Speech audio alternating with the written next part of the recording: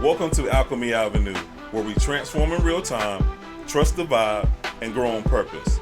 This isn't just a podcast, it's a movement, a reminder that you don't need fixing, just unlocking.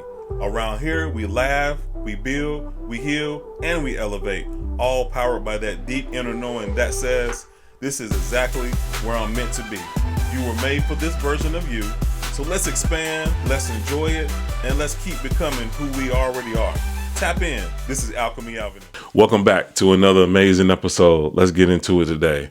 Today we're going to unpack and build from the space of the child is still watching, healing yourself, guiding others, and becoming the example you needed. Really what we're talking about today, what we're going to get into is influence and how influence has always happened and how influence is always happening at each and every moment. So not from like a social media kind of sense, not through like status, not influence through authority. I mean, the kind of influence that happens naturally. So the kind that happens through presence, through behavior, through how we respond to life, because whether we realize it or not, people are always learning from us. And that's the key. They're always learning from us, but what are they learning from us? Sometimes intentionally and sometimes unconsciously. And here's what I've been thinking about lately in reference to this. Most of us spend years trying to figure out what to say, but the deeper question might be, what are we teaching through how we live? Because we always figure out the words, but what are our actions and the things that we do and our state and how we are? How does that speak? Because to me, that speaks louder than the words that we can, come up with. So, and how we doing this and how we're living is, to me, is one of the big examples. Because we can say all the different things, but if you're not living it, how real is it? How real is the information that you get or that we get from, all these different concepts and different things that we can do? How do we incorporate to our daily lives, and do we live it, and do we live it in a harmonious way, in a way that we are proud of ourselves? To me, that's one big thing, being actually proud of ourselves each and every day.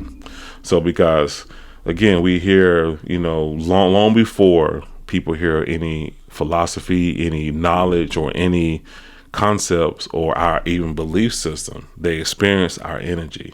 So long before they understand our beliefs, they observe our behavior. Long before, and this is one key, long before children understand our words, they learn from our example. And so that's why this episode isn't really about like parenting or anything like that. It's really about embodiment, and it's about how influence and about becoming the kind of person your younger self would have trusted. So let's get into that.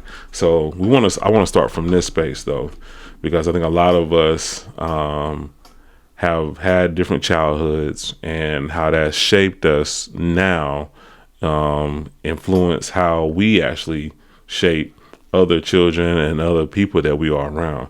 So the inner child never left. Many people approach inner child work as if they're trying to repair something broken.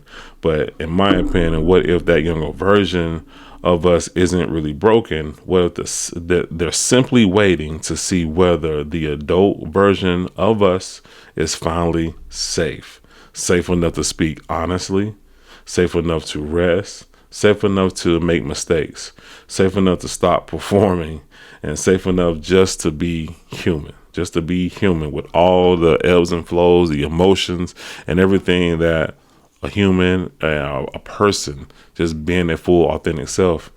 Are we safe enough to be our full authentic self? That's really the question. And it's not about being perfect. It's really about trust. The goal is becoming someone our younger self could finally relax around. Just think about that. If you were in the presence of you as a younger person, would you be like, dang, okay. As a kid, would you say, okay, that I feel safe around them. I feel safe. And I feel seen. I feel, I feel loved even. So That's a good question to ask. So because healing isn't just understanding our past, it's creating safety in our present. So children learn frequency before they learn philosophy. So children learn they learn more from observation than instruction. I mean, of course, we give them instruction, we tell them to do these certain things, but the lessons and the things that really stay with them is how they seen us operate. And again, if you're not a parent, that still applies, because even if you got, people that kids you may interact with, or you may just see, once, that's still the same kind of, they're still taking in, because they have no choice. They taking in information, like same way we do. They just take on more information. So you can tell a child to believe in themselves, but if they watch us constantly criticize ourselves, they'll learn criticism. You can tell a child to take chances, but if they watch us avoid life because of fear, that's what they're going to learn. They're going to learn fear. You can tell a child to love themselves, but if they watch us abandon ourselves, then they learn abandonment. So, I mean, they absorb frequency before they understand any kind of concepts. They learn what normal feels like. And honestly, adults, we all do it too. We still do it. We still do it now.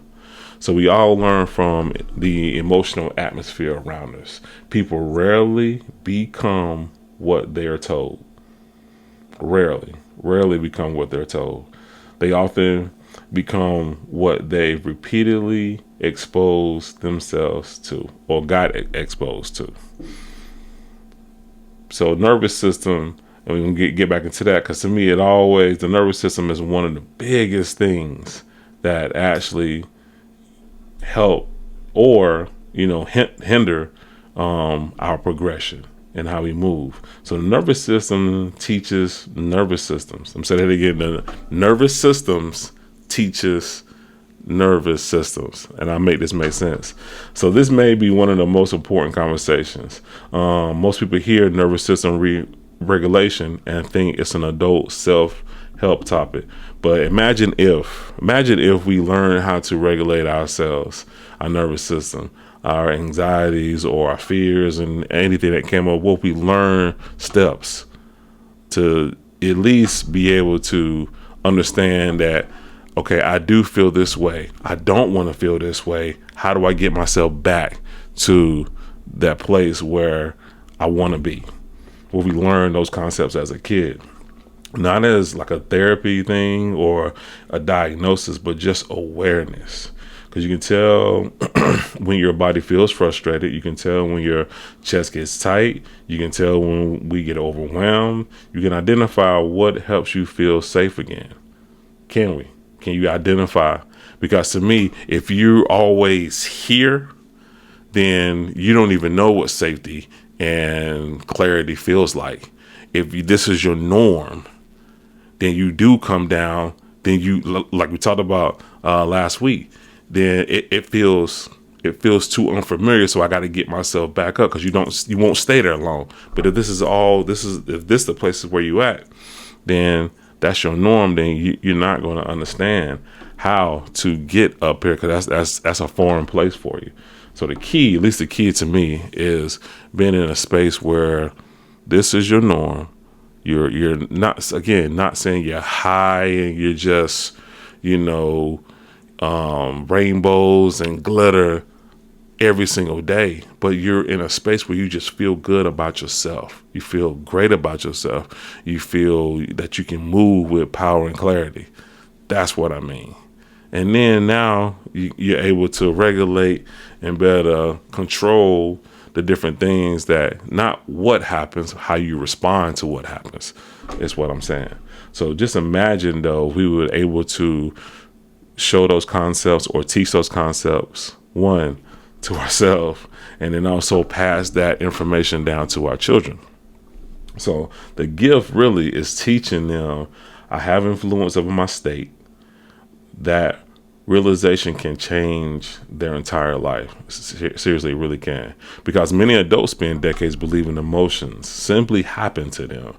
Then one day they discover that, hey, I can observe them and then work with them and then really influence how I want to respond. And then in turn, that just helps my quality of life.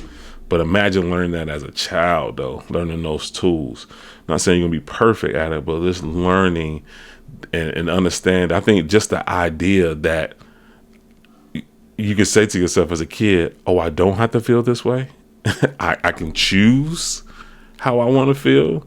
To me, just understanding that as a child would have just, it would have sent me into another space of just coherence and understanding myself better.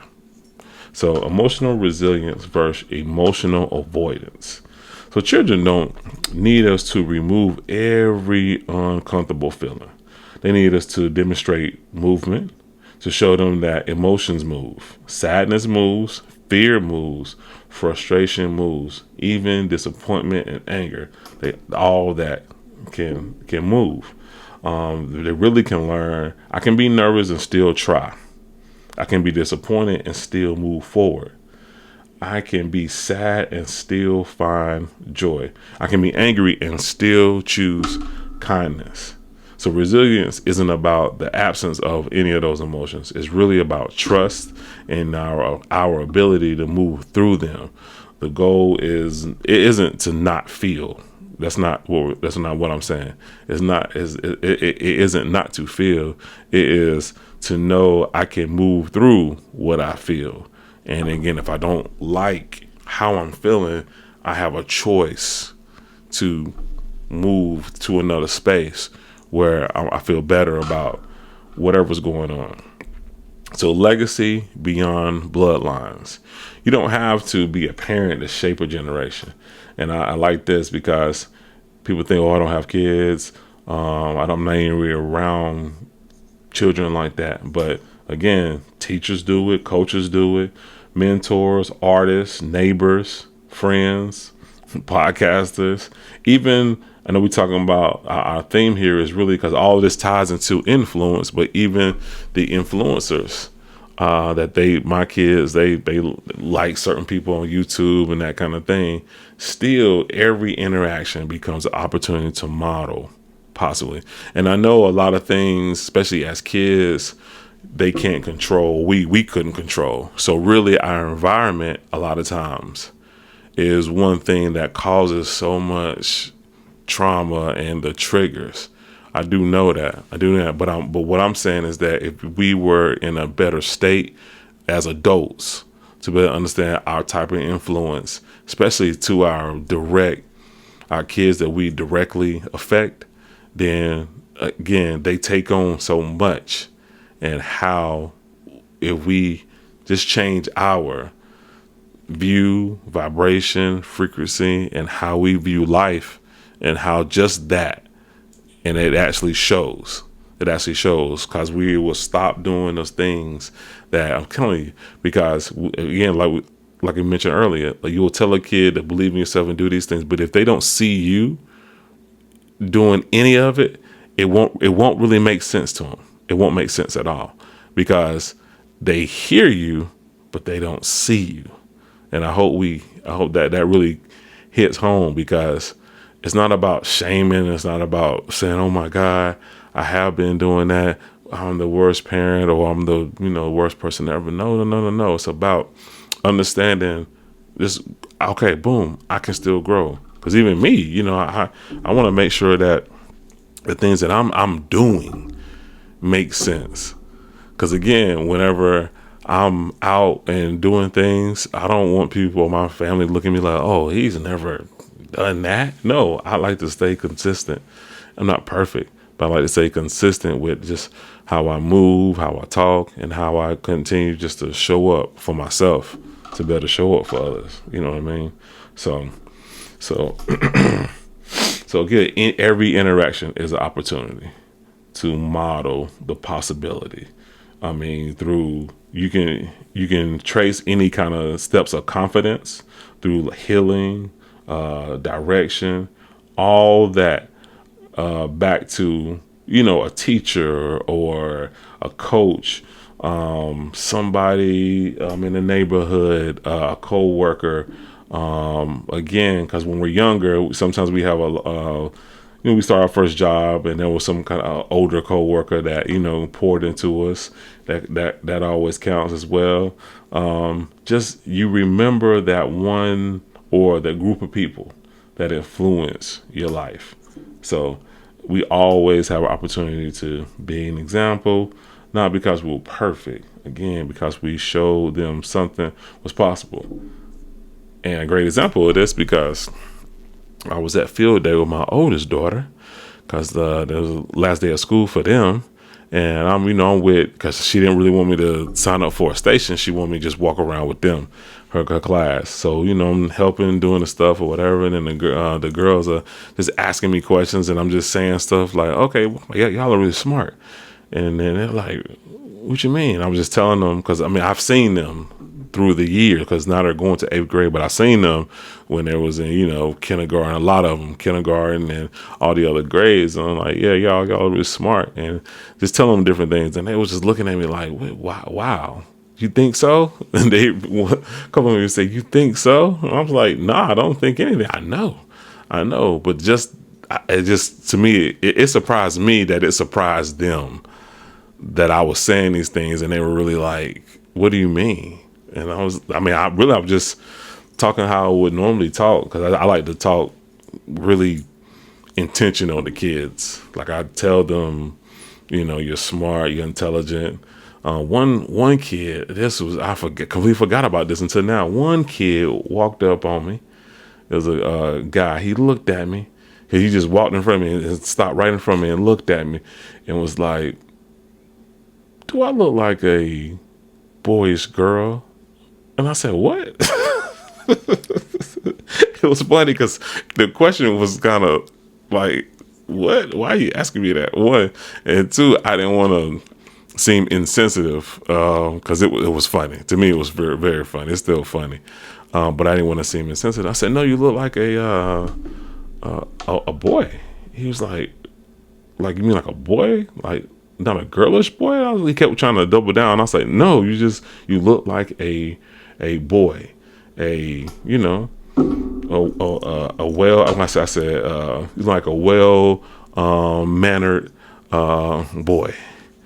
And he looked at me and said, thank you. He just kept walking away. He walked away and he just kept saying, thank you. And I just remember that. But again, it's just, when you're around kids, you get the opportunity to just, everybody grows up different. Everybody has different households and different things. To me, it's just my gift to myself, really, to be able to see greatness in kids, and more importantly, tell them and just speak that to them. I don't know how I got off on that, but yeah, that's definitely very interesting. Because kids say the craziest stuff, and whenever again, that question was very different. So so as we talk about that, so becoming the adult you needed. So to me, this is a really good question. What kind of adult did you need when you were younger? Someone patient, someone encouraging, someone present, someone who listens, someone who believes in you. So now just think about those questions. What kind of adult did you need? And can you be that person now? Not for the children around you, but for yourself. Because healing often begins when we stop waiting for someone else to be what we needed, and just choose that, embody that in ourselves. You just think about that. What kind of adult did you need, or would you have wanted to be around you? Because a lot of us, really didn't have, opportunities to, express ourselves. Maybe you needed space for that, and being able to just think clearly. Because a lot of us, had a lot of different things going on. So actually thinking as like a child was something that we didn't get the luxury to do a lot. We had to think about other stuff or worry about other things. Or again, we're taking on the energy from parents or whatever household you grew up in. And then some of us too had wonderful, loving households. And that's amazing. That's amazing. How are you now? How are you now? And are you still being able to show and give that love as freely as you got it? So that's a good question as well. So let's talk about some practical applications. So this upcoming week, just pay attention to what we're modeling, not what we're saying, what we're modeling. How do we speak to ourselves? How do we handle stress? How do we recover from mistakes? And most importantly, how do we rest? How do we rest? How do we respond to things that don't go our way? We got to adjust, we got to pivot, because we're learning. And again, most of us always have an audience to some degree. And that's something just to always think about, not to impress somebody or to do something for somebody else, but to actually do stuff for you. Be the best person for yourself. Handle things great because you want to handle things great. You don't want to be stressed out. You don't want to be in fight or flight all the time. So maybe healing isn't becoming someone new. Maybe healing is becoming someone safe enough to tell the truth, safe enough to rest, safe enough to make mistakes, safe enough to stop performing, and safe enough really just to be human. Because something interesting happens when you become safer within yourself. You stop trying to control everyone around you. You stop trying to convince people, that part. Stop trying to convince people who you are and why you did and did everything. Stop convincing people.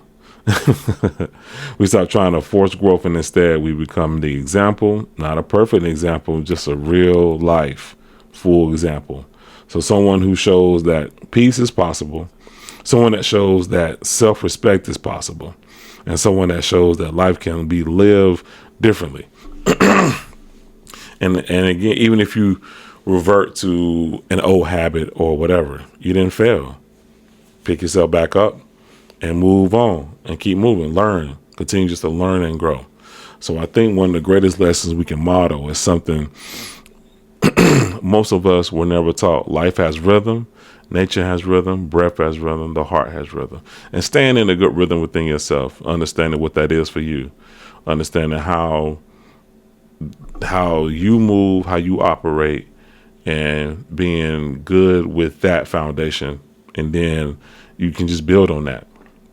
You can always build on that, because movement becomes rest, expansion becomes stillness. Everything has a ebb and flow to it. And we got to find what that looks like for us. So, just being mature about the rhythm and understanding how important it is to intentionally. And I got this information. I was on a live with Miss Blue or something, and I just had a question, and then she was like, Alchemy Avenue, I'm telling you this, you need to double down on your self-love. And I was like, okay, I hear you. I hear you loud and clear, and yes, I do. I definitely do. So understanding really is about understanding who you are. So now you're able to influence the way you want to influence, and you find that rhythm, and you get to move that way. It's really a privilege. It's a privilege to be who you are. That's really the main thing. It's a privilege to be who you are, but being your full, authentic self with no apologies. So love yourself so you can love others as we continue just to go, as we continue just to grow, as we continue just to believe in ourselves in every way. So don't forget, if you want to chop it up or anything, 336-464-7881, Alchemy Avenue 859 at Gmail. And then Alchemy Avenue, the Alchemy Avenue on TikTok, Alchemy Avenue on Instagram, David Heck on Facebook. So just hit me up. Again, I'm getting a lot of questions about the light code print. So yeah, I got a few going out already this week. So Get with me. So again, for clarity, grounding, protection, expansion, peace, you get a physical. You get a physical copy of the print with light codes on it. You get another physical copy with print of just a print, because I do a print and then I put the light codes on top of the print. So you get both of those, and then you get a digital version of both as well. 11 by 17 is what the size is. So you can do anything you want to do with it. It'll be yours. It's 1-on-1, and you'll better, have that for all the intention that you want. So continue just to push, continue just to move with power and clarity. Until next time, Ashe.